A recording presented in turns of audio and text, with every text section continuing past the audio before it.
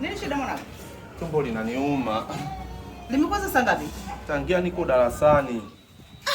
Sasa kwa nini kusema asubuhi kama uliona dalili ya kuumwa mwanangu wakati babako hajaenda kazini? Bahati mbaya tu limeanza.